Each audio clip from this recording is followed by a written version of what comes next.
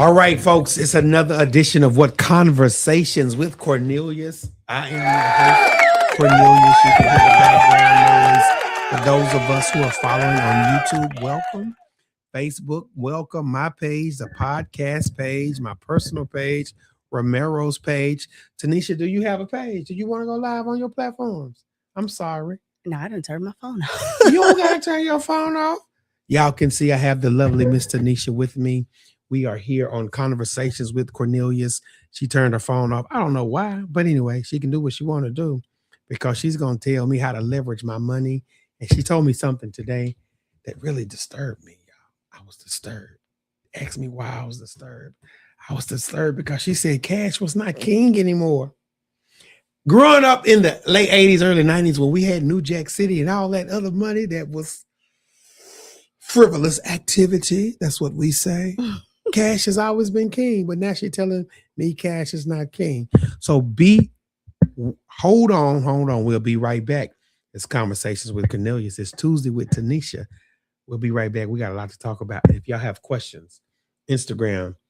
No, we're not on Instagram. TikTok, if you have questions. Facebook, if you have questions, we're here for you.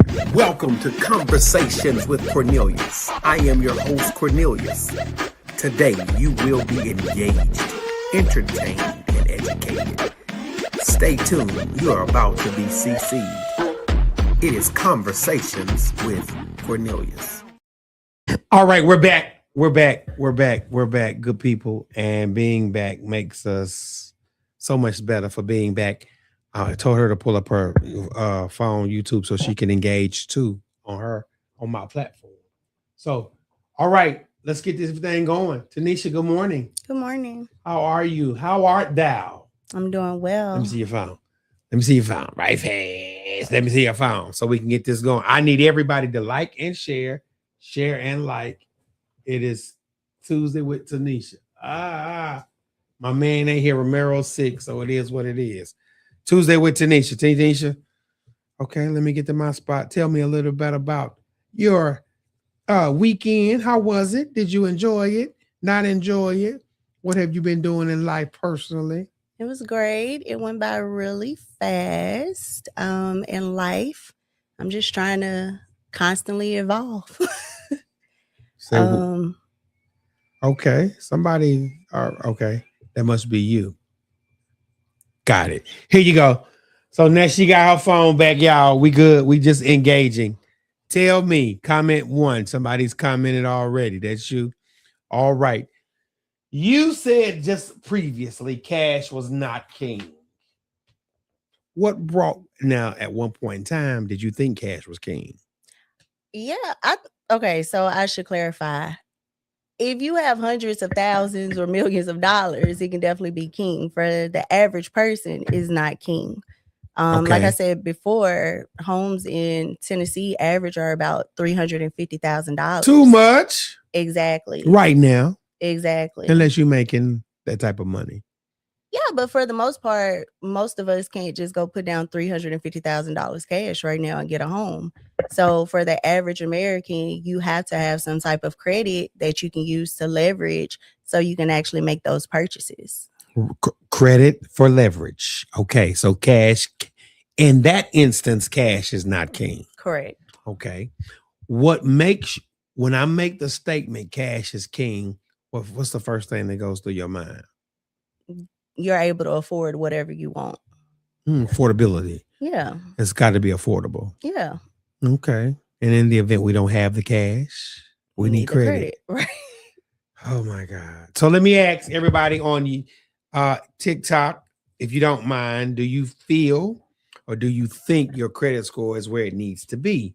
And then what does that credit score really need to be for it to need to be?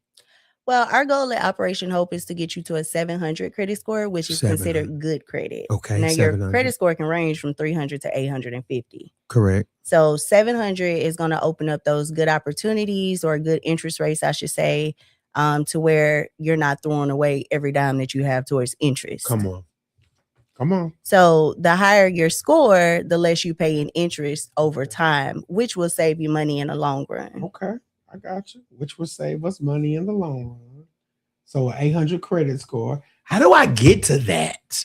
Like what does it entail? If I'm at 7, 6, if I'm at 5, going to 6, 610, 620, what happens to get me to over that hump to 7, 800 in credit? First of all, credit is a marathon, it's not a sprint.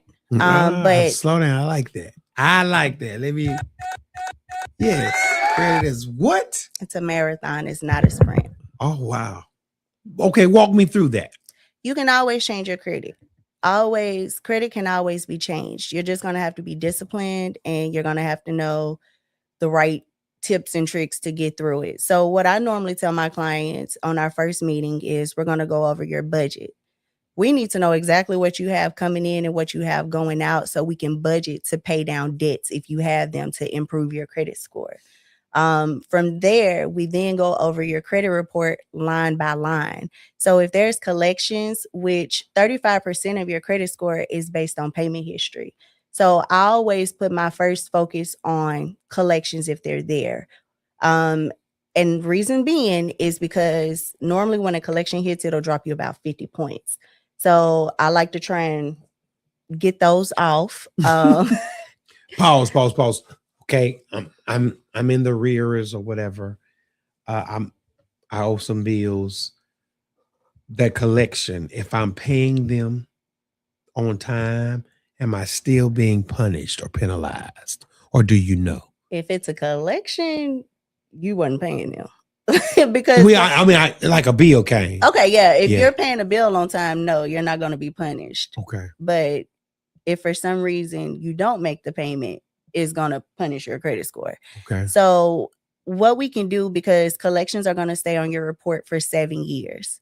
So a lot of times one collection agency will get it. They'll see they can't collect. They'll sell it to another agency. They'll see they can't collect. They'll sell it to another agency. Slow down. So my debt is being sold. Yes. Never knew that. Never heard that terminology. Yeah. It's being sold from agency to agency to agency until someone actually collects on that debt. Okay. Now, the good thing about that is it's going through so many hands. Most of the time, they can't actually give you documentation 100%, confirming 100% is your debt. Mm-hmm. Another way that we can kind of get out of that is when we send them the letter to validate it, if they don't respond within 30 days, and we sent it priority, so we know they actually received it, that's a means for us to call the credit bureau and say, hey, I sent a debt validation request to this collection agency. They didn't respond to me within this time or didn't provide the documentation I requested. I would like to dispute that debt as unvalidated. And that's a way that it can be removed from your report without you actually having to pay anything. However, if it is validated, which it is in some cases, then I suggest that you pay them down from the lowest to the largest balance. The lowest. Start with the lowest. Start with the lowest. $35 a week or month. Start with the lowest. And just start going working your. Don't start from the top down, bottom up. No, that is a method. Bottom up. That is a method that's called the avalanche method. I prefer the snowball method. And let me emphasize with the snowball method, a lot of times you'll see it. Back up. Slow down. Okay. I'm chewing. Snowball versus avalanche. Snowball, you start with the lowest. Sometimes people tell you the lowest interest rates. I like to do the lowest balance just because. Go ahead. I like to do the lowest balance just because if you can knock out a $200 balance, then you think you can knock out a $500 balance. And it snowballs into you knocking out larger balances. So it makes you feel like you're capable because small wins equal big wins. So if you can knock out $200, now you have an additional $200 that you can put towards the next debt and you keep snowballing. Avalanche is the opposite. You start with the largest debt, but you can easily be deterred with that. You know, if you start with a balance that's $8,000 and you've been working on it for a year. Woo, Jesus. And you're still paying balances, you know, paying bills, payments on the smaller balances. It doesn't seem like it's ever going to come to an end. Whereas if you start with the smaller balance, you can eliminate what you were paying previously and move that towards the next. And you eventually pay it off a lot sooner.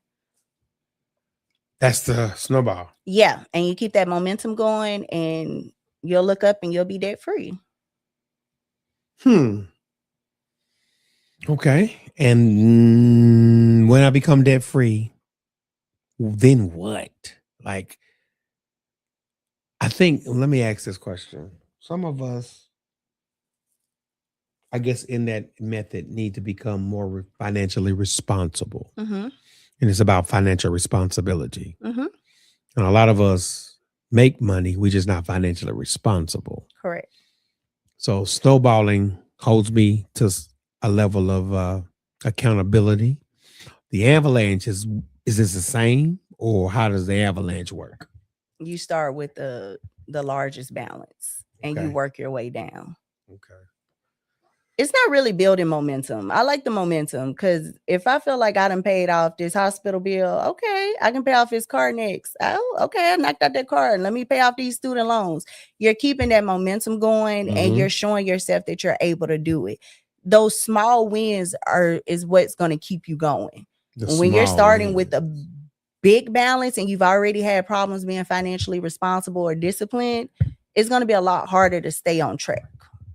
Right. So small wins. You teach small wins. Mm-hmm. All right, small wins. Everybody give a shout out for small wins. I wish it was in person. I cannot wait to get you in person on a day where you can help teach a class. I will be there. Okay, avalanche versus snowball. You more snowball I'm definitely more snowball than avalanche. Yes. Okay, but both work. Both work. Depending on where you are. Exactly. Okay, both work. We'll take both. I like both working. I do like both working. Both will work. Both are working. Both can work. Financial literacy in the community in which you and I were raised. Do you give it an A, B, C, D, F? Just let's be honest. Let's kind of be brutally honest for a minute. We're talking about financial literacy. Now, I'm gonna give mine a C plus. For the simple fact, I saw economic empowerment in people and people close to me. Mm-hmm. I didn't understand it. Let me just say I saw business owners and entrepreneurs. Mm-hmm. So I give it a B minus. Now, some of the new stuff we just didn't know. But now we know. Tell me, community, we've been raised, we've been reared, financial literacy. Where are you? I give it a C. Okay. Yeah, I'll give it a C. My mom owned her home. She always told me to pay everything on time. Mama. Well, she still owns her home, but yeah. She always told me to pay everything on time, and I give credit where it's due. She's the reason why I've always paid my credit cards on time. But I will say it was a lot of information that was lacking that we just didn't know. You know, like you'll have a credit card, you're like, well, why aren't they raising my limit? Why isn't it being increased? Well, you got a $200 limit and you're sitting at a $150 balance. It's too high. Your limit, let's say we're always going to use your limit as a guiding point. So if you have $1,000 limit on your credit card, your balance should never be higher than 30%, meaning you should never have a balance over $300. Didn't know that. Now we know. So slow down. Say that again slowly. You should never have a balance over 30% of the limit. So again, if your limit is $1,000, your balance should never be over $300 or 30%. It makes you look irresponsible. And lenders, when they look at it, they feel like you're using credit to fund your life. And you may not be. You just may want to keep your funds liquid. But that's how they're looking at you. But I will tell you this, people who have 800 plus credit scores, their utilization is normally about 8%. So we're being nice when we're telling you to aim for 30, but the lower the better. However, do not sit at a 0. I had a client. Sitting at 0 means what? 0 balance. Don't sit at a 0 balance. And what? On your credit cards. You want to carry at least a few dollars on there. And the reason being is because let's say if you have a credit card with Capital One, for instance, and every month you're using the card and you're paying it off before the due date. Okay. So when they're reporting the information, they know you're using it. But when they report that information to the 3 major credit bureaus, Equifax, Experian, and TransUnion, all they're getting is a 0 balance. Okay. So when we go over the key components of credit, 30% of your score is based on utilization, revolving debt, which would be utilization. So are you using your revolving debt, which would be credit cards, lines of credit? So if all they're getting is a zero balance, it looks like you're not using it. And again, this is 30% of your score.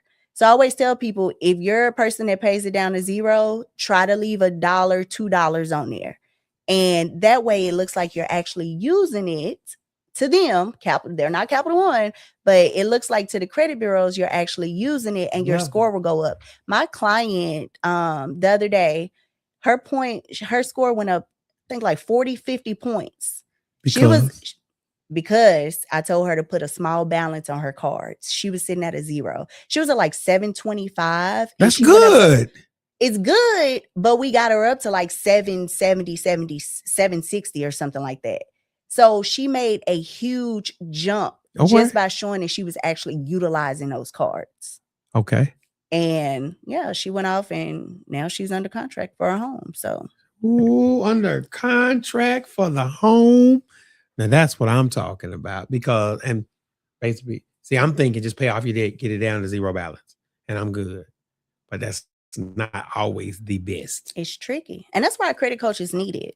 And we're free at Operation Hope. Let me tell you that. Pause. Wait a minute. Did I hear free? Did I hear free? We are free. Did y'all hear free? I think we heard free. Citizens Bank pays me to make sure I can provide this information to the community free of charge. So it'd be those little things when people are like, why am I sitting at 730, 720? I should be higher than this. It's those little things that matter. So, speak with the experts. We can always help you. And we can find you again where? I know where she is, but I want her to tell us where she is.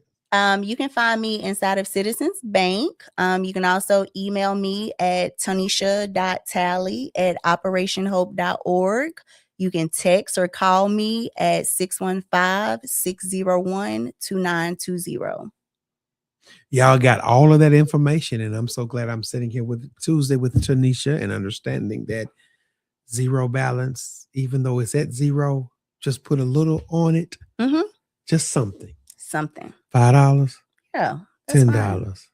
That is perfectly fine. But when I pay it off, then it's paid off. I mean, we don't want to pay it in full. So let's say if you have a $10 balance, they're only going to ask you for $2 of it because they want you to stay in a hamster wheel of interest. So if you say a hamster wheel of interest, I like that term. I know I just came off the dome with that. But if you they want you to stay in debt. Okay. So if you owe $10 and they say, well, pay us $2, that's the payment. We always want to pay over that. So instead of paying the full $10, pay $8 or $9. But we want some type of balance to go over to the credit bureaus so you can get the full credit that you deserve when they're formulating or calculating your score. Okay.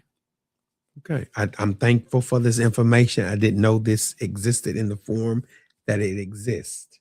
Shifting gears, or do you got another talking point you just got to bring off right now?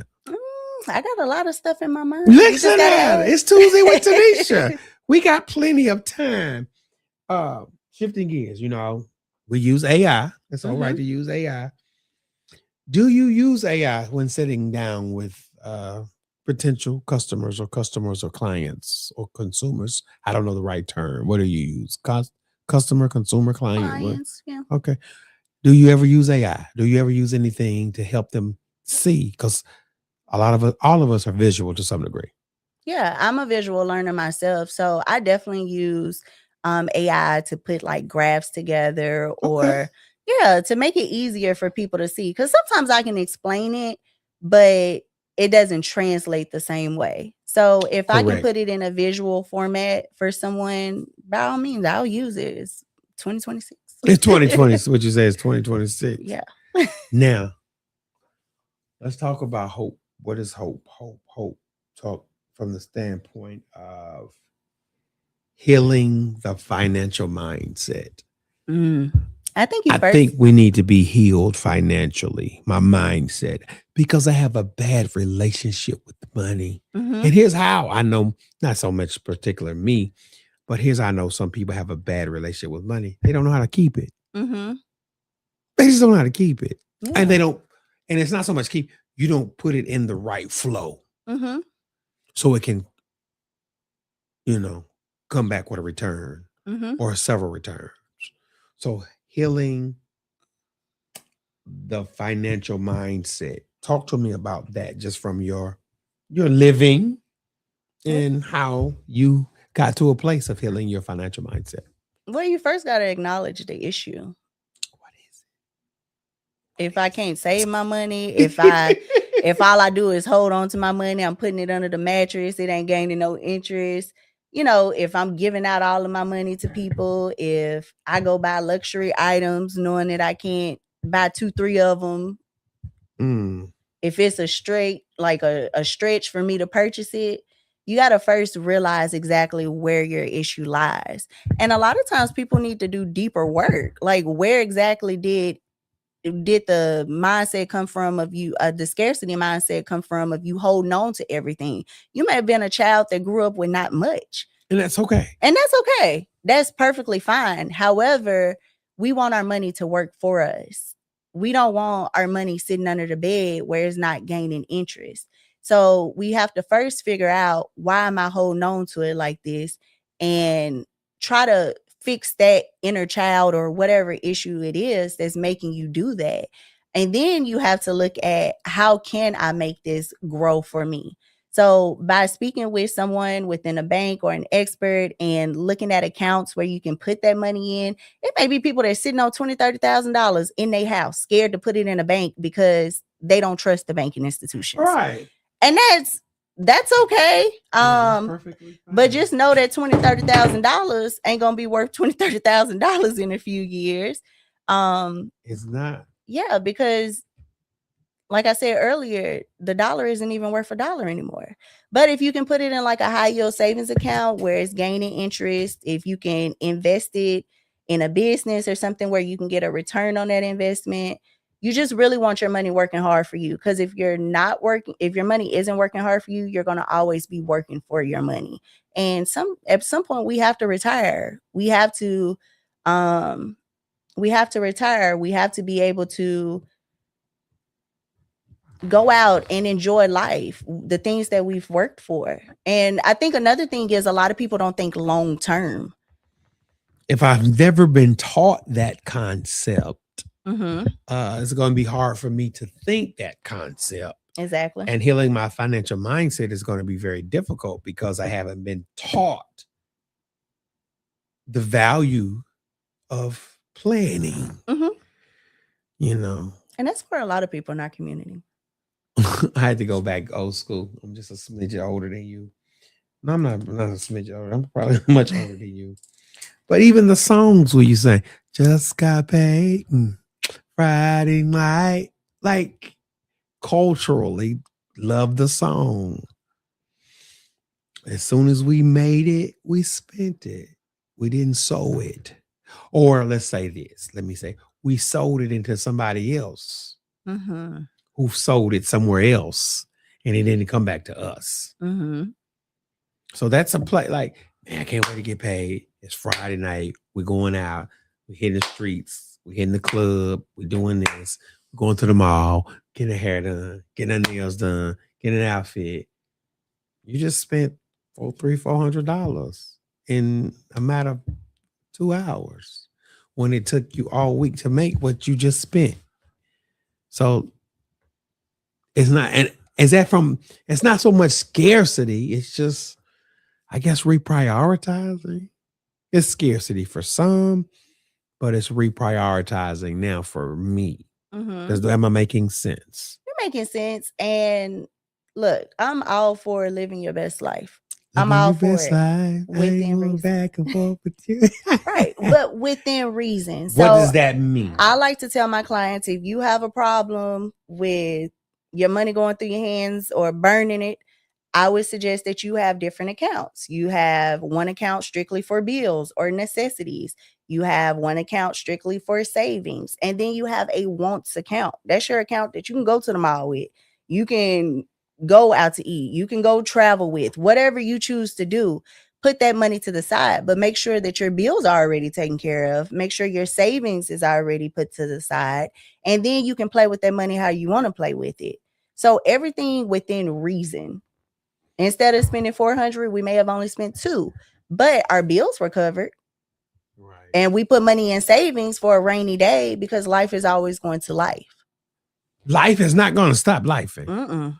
until till this life is over. Few things are guaranteed. Life will life. Yes. That's a guarantee. Guarantee. You talked about my wants, my needs, my bills. My wants, my needs, my bills. Okay. Those 3 separate accounts. Help me. So necessities, which would be all of your bills. So housing, light bill, phone bill, everything that you need to survive in one account.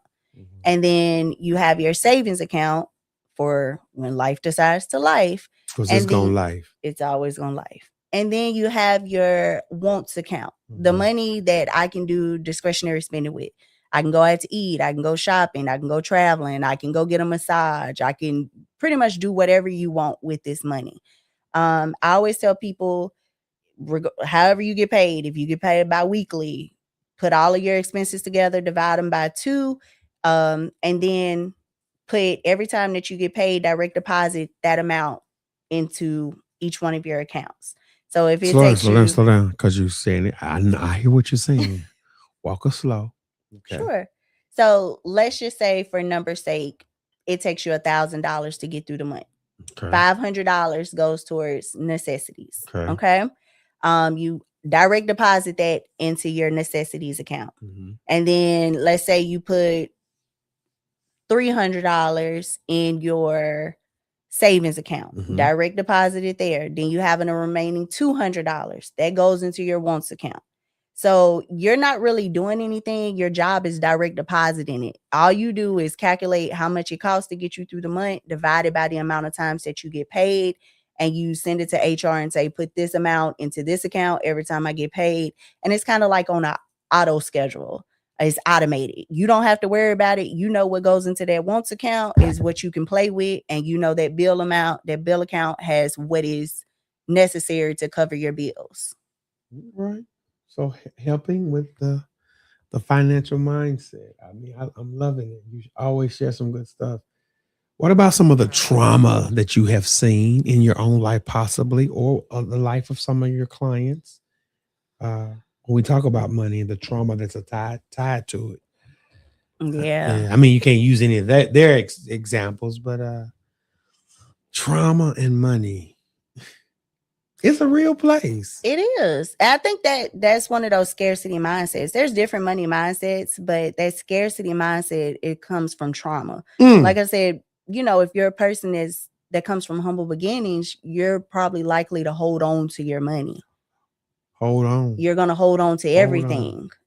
Right. Even though you got it, you probably hold on to it because you know what it's like to not have it. Not have it to hold on to. Exactly. Let's say that. Not have it to hold on to. Exactly. And then,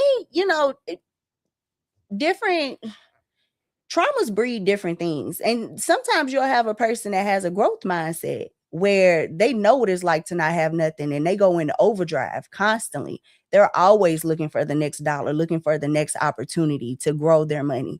So trauma goes both ways. Yeah, in multiple ways. It goes both ways. I don't know if this is the right term. Going to therapy, financial therapy. I don't know, but having a therapist, seeing you at the Hope Foundation, is there a way possible that you can help us deal with some of our financial traumas? Yeah, I think a lot of times people talk to people that don't necessarily have the skills to help them out of a situation. Sometimes you can just vent, and that's great. But if you talk to a coach like myself who actually has the skills to say, hey, you can say, hey, I like to hold on to my money. I know what it's like to not have anything. Sometimes I'll reframe that to, okay, you're holding on to it, but what is that going to do for you in the long run? We could really get you some interest, and you can turn that into this. And if they can see it, go back to ChatGPT where you can see a visual of it. Pause. ChatGPT, please send us some royalties. Please. We would love that. Send it. Yes, go ahead. But if you can visually see how your money will grow by putting it into a certain account, then you're more apt to actually put it into those accounts. And I tell people baby steps. Baby steps. If you don't want to put everything in there, start with $1,000 and give it a year. Continuously put money in there and see how it grows. High yield. Yeah, high yield savings accounts. What's okay? High yield. What else? What else? There's money market accounts. Yeah. There's CDs. CDs. There's you can invest. Roth IRAs. There's Roth. I love a good Roth IRA. Listen at you. See, but these are the. Let's be honest. For some individuals, we just only know savings. Mm-hmm. We really don't even know what CD is, but we've learned more about CDs. But the Roth IRA is really the big thing. Yeah, you want an individual retirement account. Even though your job is giving you a 401k, and a lot of times they match, you still want something else. And a Roth IRA is just where you're putting money individually into a retirement account that you can use once you get older and you actually retire. Now, there are age contributions. So some people can put $7,000 if they're a little younger. I think it's $7,000 or $7,500. There's an annual amount that you can put into it. Slow down. So if I want, what's the minimum, or do you know?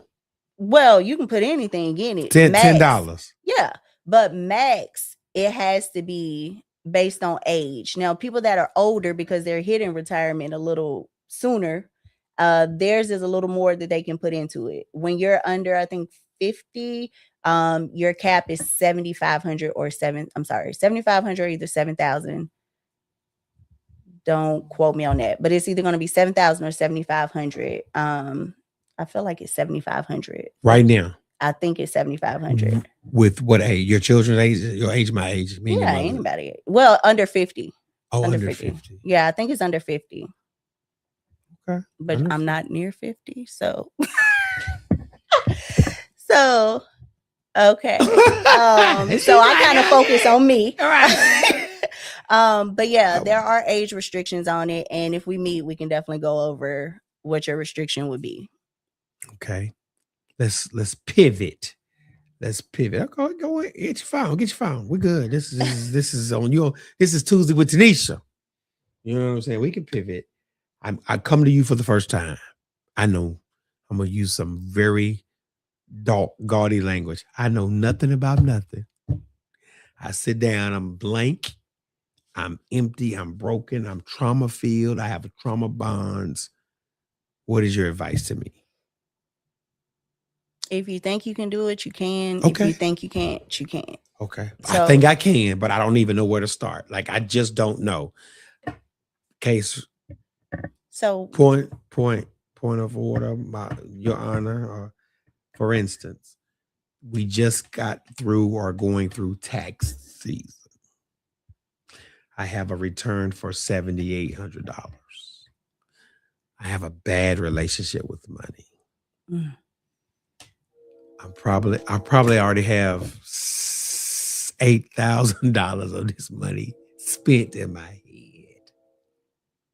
And we know things happen. Lives. Mm-hmm. So we clear with lifing. Yes. Help me, sir Cornelius. You have a refund check of $7,800.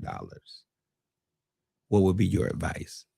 Well, first, we're going to go over the foundational skills of credit and money management.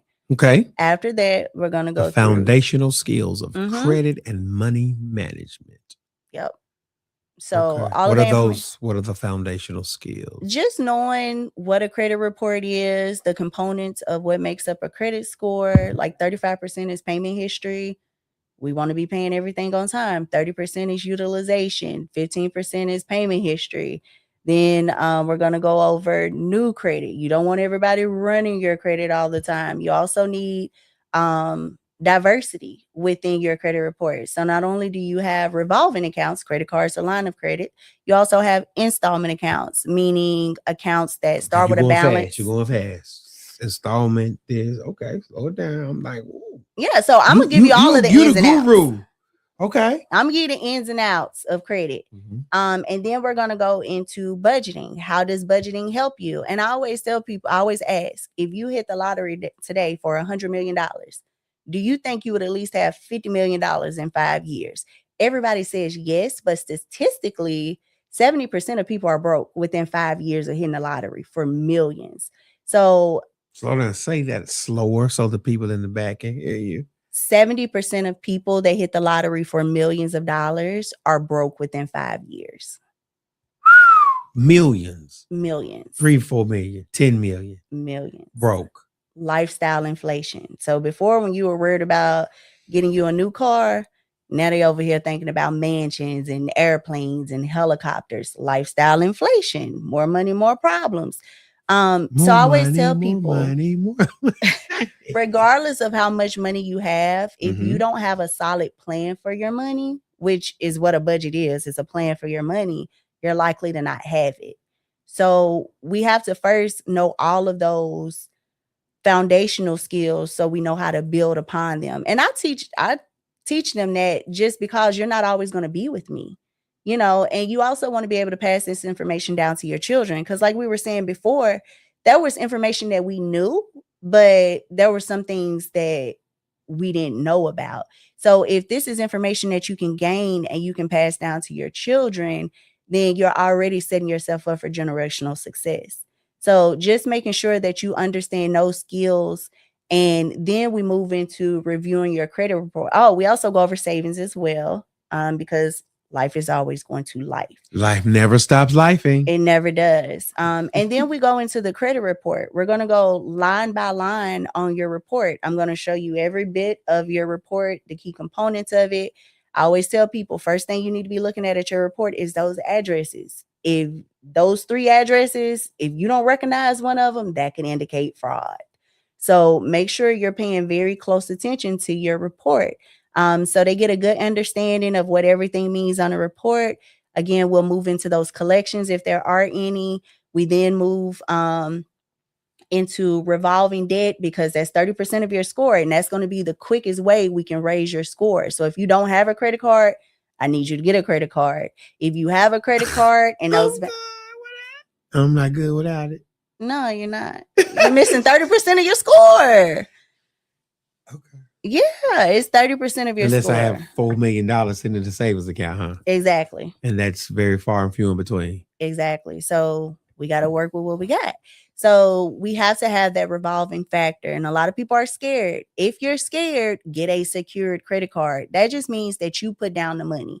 So instead of Capital One sending you a $1,000 credit card, a credit card with a limit of $1,000, that just means that you say, hey, I'm a bank on myself.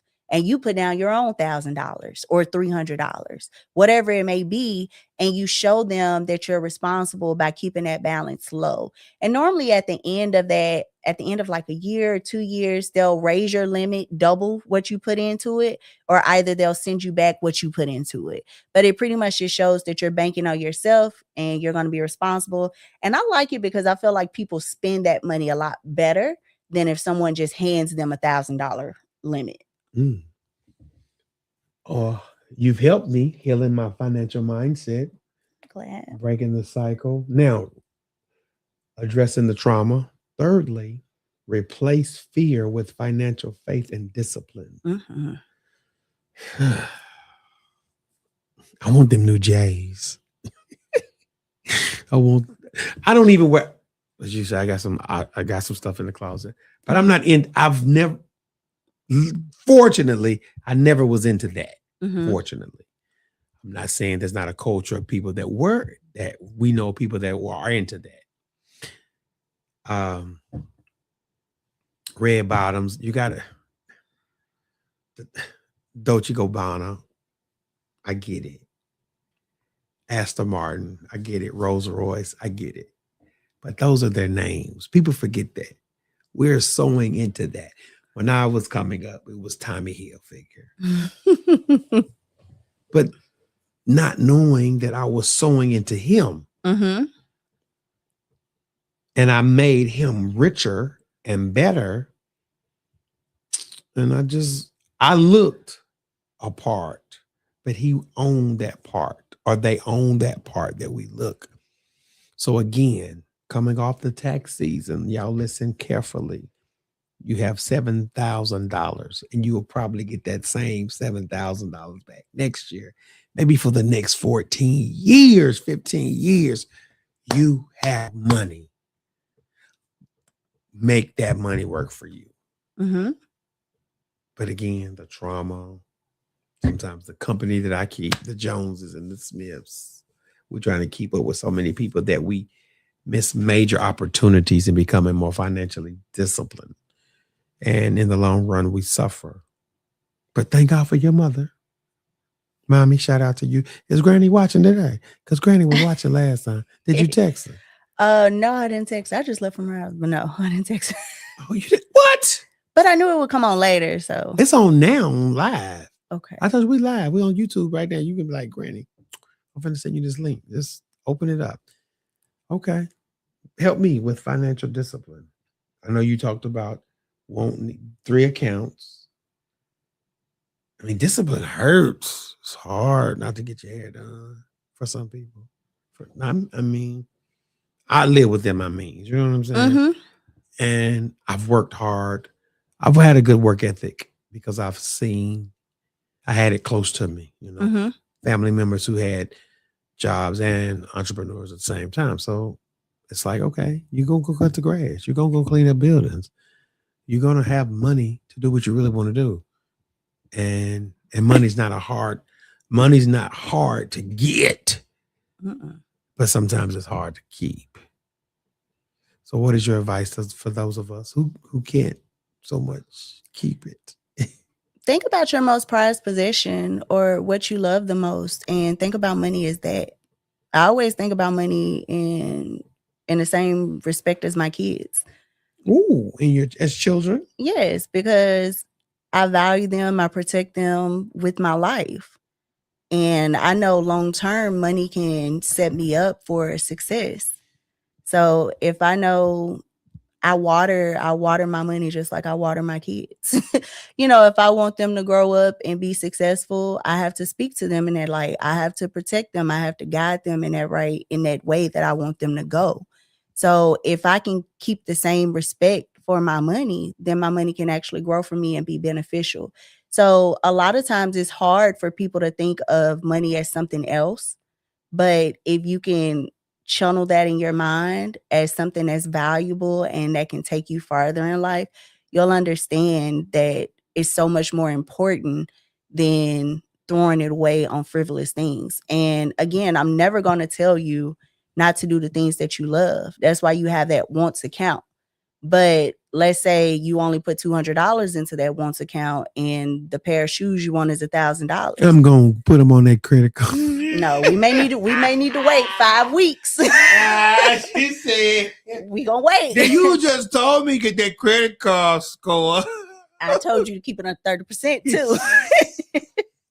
So I always tell people, be honest with yourself, but you work too hard not to give yourself the things that you want. But do it within reason. How much of your want do you really want?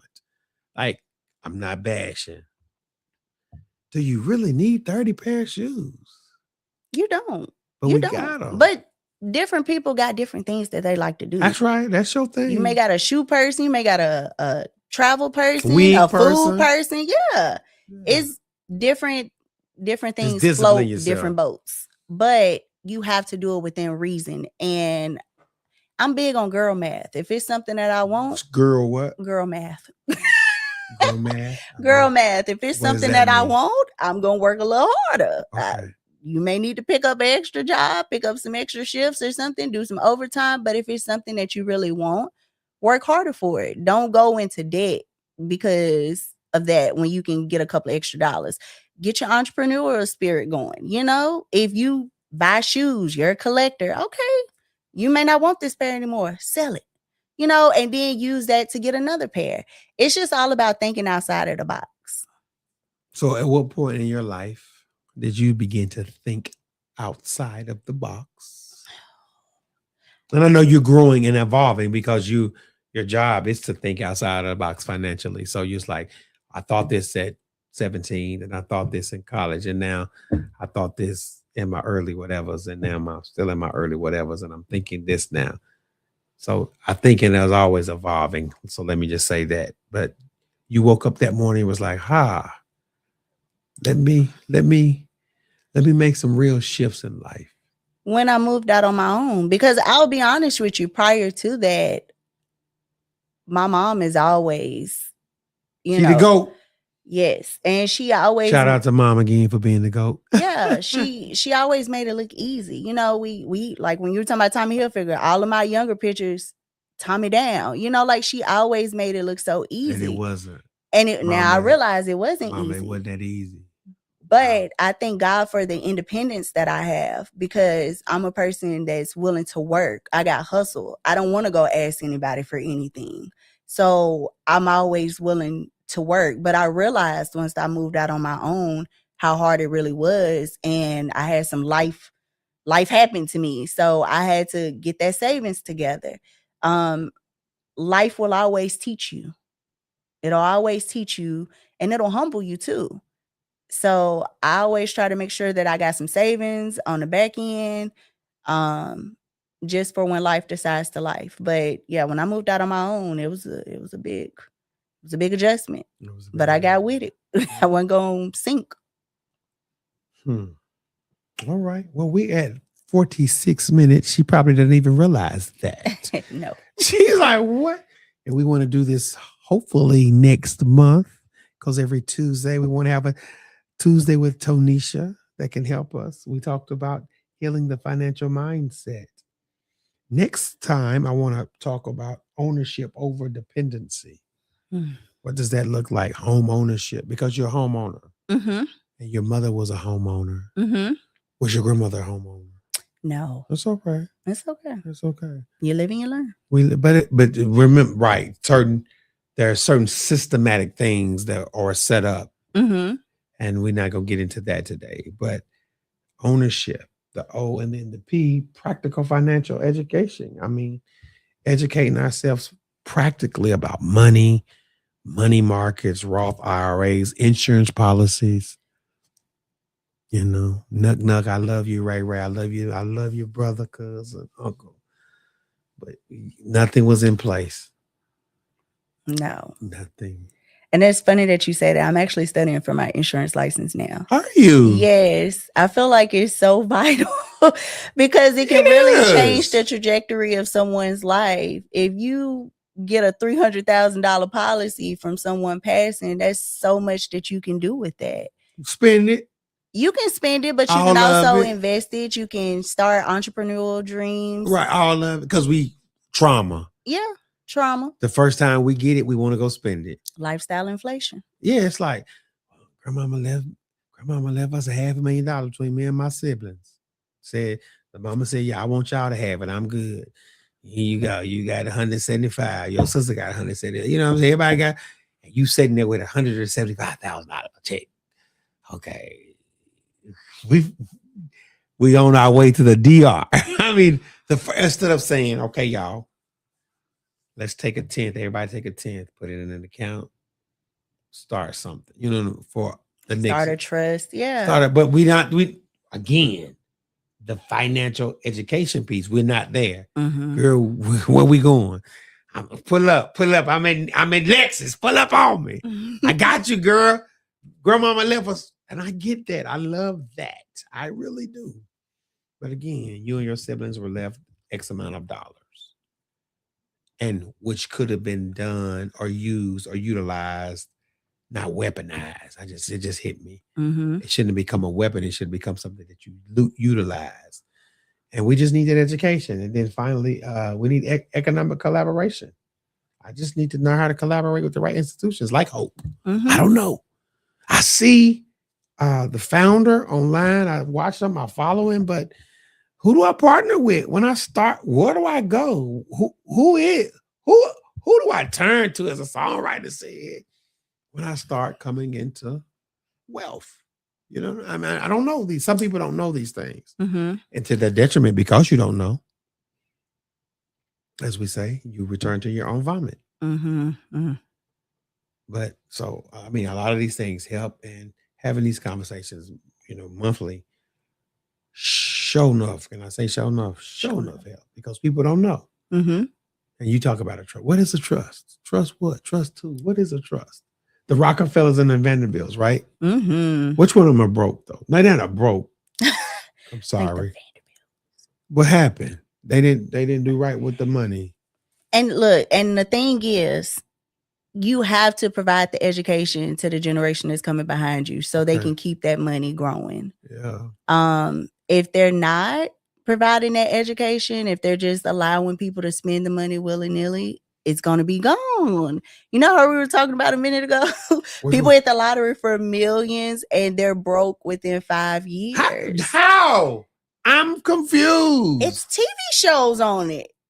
Literally. I know it is. I know it is. And I'm still trying to figure that out. Like how some of the professional athletes that have multi-million-dollar contracts or not multi-million-dollar. And you got to know who's around you too. It is crooked people all over. You have to look. You need to have 2 signatures. You don't need just one person that can sign off, because if that's the case, then you can lose everything. You need to go back and double check. I think it's Oprah that says that. You need to double check behind the first person. You always have to double check. And I think a lot of times people are just spending and they don't know. For instance, I used my card, my credit card at a gas station. Okay. Is that a bad thing? Yeah, it's not a bad thing. I used it at the pump and I've been doing it for years. And the reason I use my credit card is because I always know it's covered. If something doesn't happen, well, out of all of these years of me using a credit card, one time I got hit with fraud. And before I even noticed it, and I check my accounts every day, before I even noticed it, my bank messaged me, hey, what's going on? Did you make this payment? Did you do this? They started off with really small amounts. Like, no, I didn't do that. Okay, we detected fraud, closed. We're sending you a new account. So that's another thing about the banks that I like, because they have an interest in your money. And this is why I say they have an interest in your money. And this is why they have an interest in your money. They are protecting your money because they are lending it out to people. And that's why you need to make sure when you're doing savings accounts, you're getting a fair interest rate, because they're lending your money to everybody in the world. Everybody. Anybody that signs up with them and they get approved, they are willing to lend your money out. And if you're not actually getting something back from that, some of these banks are paying 0.1% interest on savings accounts. That's a penny with a hole in it at the end of the year. What? 0.1%. Major banks. So pay attention. They be like, oh, we'll give you a free savings account. Savings account ain't doing nothing for you. Nothing. And they're lending your money out to people. So look for high yield savings accounts. Those accounts with 3, 4, 5% interest, those are the savings accounts we want to look for. I'm looking. Nobody has questions. I think they are enjoying the conversation. Yeah, I think they are. Any other thing before we get off of here, because we have 53 minutes. She's like, what, Pastor? I just enjoyed my time. I love talking about credit. I like seeing people move up financially. It's literally one of the joys of your life. It is. I'm so fulfilled in everything that I do. A win for my clients is a win for me, and I absolutely love it. So if anyone needs help taking yourself to the next level financially, please don't hesitate to reach out. We have coaches that are all over the United States. I can help anybody as long as they're in the U.S. and they're 18 What about and Puerto older. Rico? I'm sorry? Puerto Rico? Allowed? Puerto Rico? Yeah, you can. Come on. That's the United States. Yeah, anybody in the U.S. Yeah, so I can definitely assist anyone. All of our services are free of charge, paid for by Citizens Bank and our other financial partners. But for me specifically, Citizens Bank. So if you need assistance, you can look us up at operationhope.org. You can reach out to me directly at tonesha.tally@operationhope.org. You can text, you can call me at 615-601-2920. 615 601 601 2920. 2920. And if you know anybody this information can help, please pass that on. Again, it is a free service and we stick with you until you succeed, whether it's a year, 6 months, 3 months, however long it may be. Wow. I love it. I love it. Again, if they want to see you in person, where do we go? Citizens Bank on Jefferson Street in Nashville, Tennessee. That is the Eclectic North Nashville on Jefferson Street, 37208. Yeah, because up the street is 09. And I'm 08 and I'm right here. So I know that. I know that. You know what I'm saying? I know that. Well, until next time, it's been fun. It's been real. Thank you, Miss Tonesha, for your lending yourself to us for an hour this morning. Thank you. So guess what, y'all? We have to do right by right. We know. Are you going to the office today? No.